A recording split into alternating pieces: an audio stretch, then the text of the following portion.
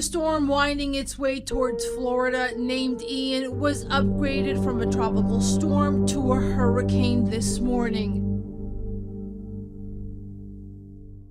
Forecasters believe it's likely to intensify by Tuesday, possibly into a Category 4, meaning winds over 130 miles per hour.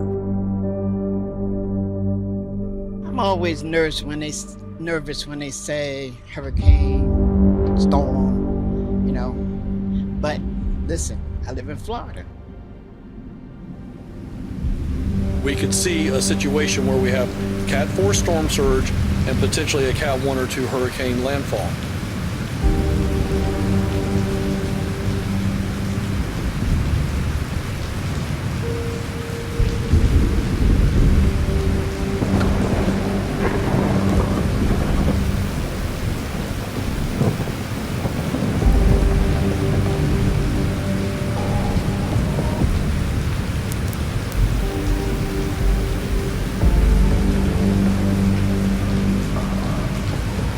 What's going on, guys? Welcome back to another episode. I'm over here in Baltimore, Maryland, picking up some wallboard. We're going to be taking that to Florida, particularly Pensacola, Florida. There's a hurricane scheduled for Florida on Wednesday. It's supposed to be hitting the Tampa Bay area, and I'm headed home. So, yeah, I just got off of vacation, but I got to run home to grab a package real quick.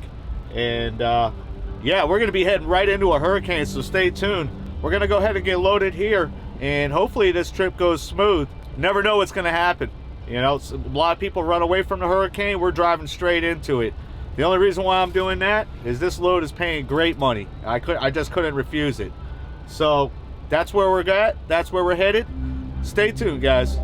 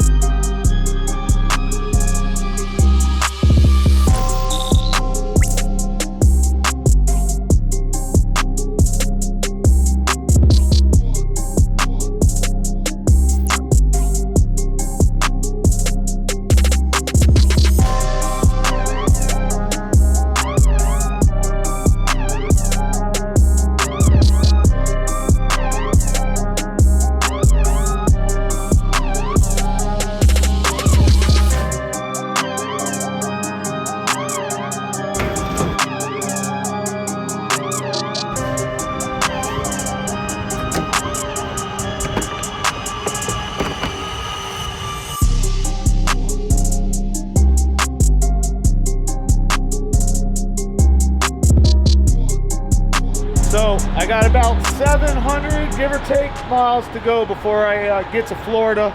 I'm gonna try to get it down to 500 today, if I can. I don't think it'll be a problem. And yeah, so far, it's been a pretty smooth ride. These guys, one of the great things about working at this company is this whole trailer was preloaded. They literally tarped it for me, strapped it for me, secured it for me, even put the edge protectors on for me. But what they did is they put all my straps on the outside of the rub rail. I could have fixed it, but I'm gonna go ahead and ride with it. Screw it. You know, I talked to a few guys and they said that they've never been pulled over or pulled in for having their straps on the outside of the rub rail. I try to do things right, but you know, it is what it is. Hope when I get to Florida that, you know, part of me for the video, I want the hurricane, but the other part, you know, I just hope it's smooth sailing. I guess we'll just have to wait and see. So yeah, it's a beautiful night. I'm over here in, I believe I'm in West Virginia still. I'm not too sure. I don't know where I'm at anymore. But yeah, just doing a load check, tire check. We're gonna go ahead and hit the road and finish off this day. So one of the cons of having people preload your trailer and secure it and all that crap is this stuff. These guys that loaded this trailer, all they did with this saran wrap or this plastic wrap is they just threw it over. They didn't tie any knots on the corners. So the whole trip so far, all it's been doing is coming out and I keep having to cut it like every 100 miles. Front, back, my sides, it's ridiculous.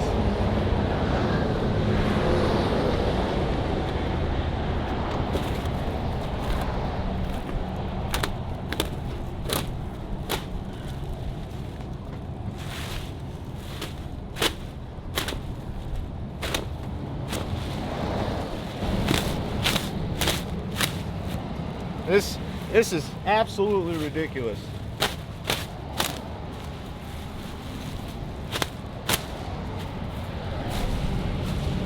Absolutely ridiculous. Not only that, but riddle me this: what the hell is the point of a preloaded trailer if they're gonna put all my straps on the outside of my rub rail? Like, you know, for me to be legal, I would have to unsecure this whole load and put it all through the rub rail, you know. But anyways, guys, look at this day out. Fall is here. It's beautiful. We're gonna start losing some leaves on these trees and stuff like that, which is awesome. I just stopped here real quick to do a load check, tire check, and yeah, they're saying it's gonna be a category 4 by the time it hits Tampa Bay area. So I'm going to Pensacola. I'm gonna be honest with you guys.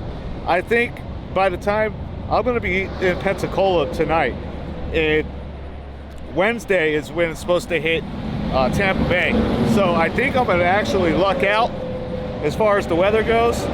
I think they reported that it's supposed to be like a category 1 by Friday, and that's when it's supposed to finally hit up north. But, you know, you never know how wide this band's going to be. They're calling it the storm of the century.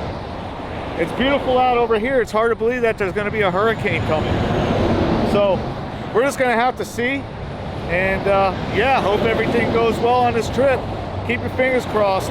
Hopefully I don't continue to have problems with this saran wrap, this plastic wrap on this load here. Something tells me I will, though. In case you guys were in the market for a nice pair of headphones, by the way, this is the Garmin Diesel. I believe it's the 200 or 400, whatever. It's their best one that they came out with. You guys might have seen it in the truck stops, Love's, Pilot, whatever. But I'll give you my quick review on it.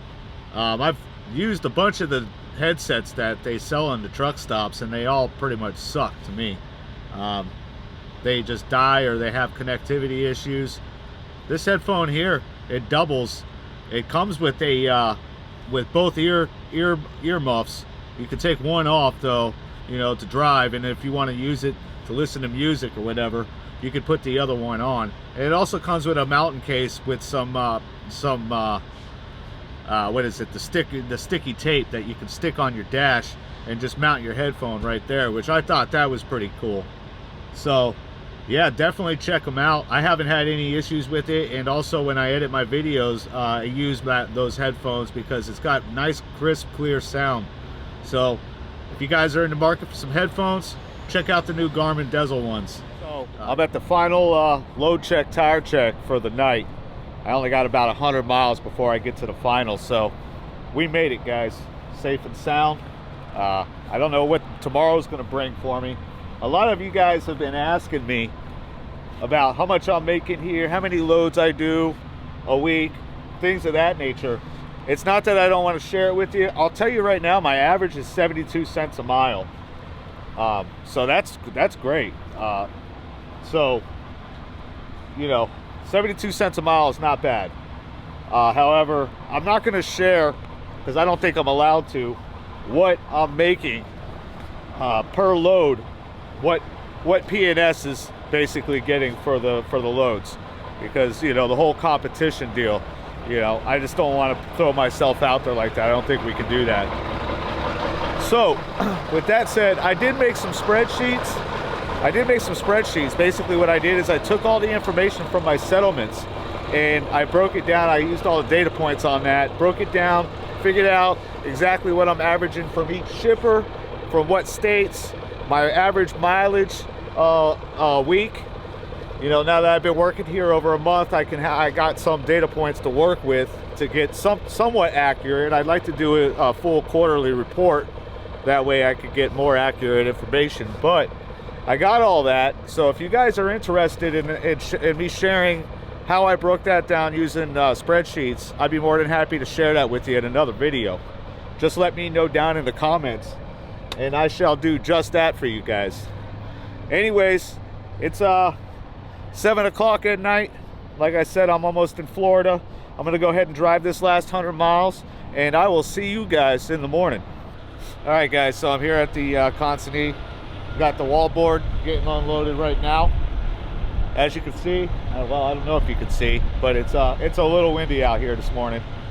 Yeah, the category, the hurricane is now a category 5. It's currently hitting Tampa Bay. I'm getting the load going up to Ohio from here, so doesn't look like it looks like I'm gonna dodge this hurricane. Thank God for that. I was able to swing into Florida, make my money, and get the hell out before any problems happen. So with all that being said, I hope you enjoyed the episode. If you like the content, hit the like button. You know the deal. Hit the subscribe. And I'll see you guys in the next one. Take care.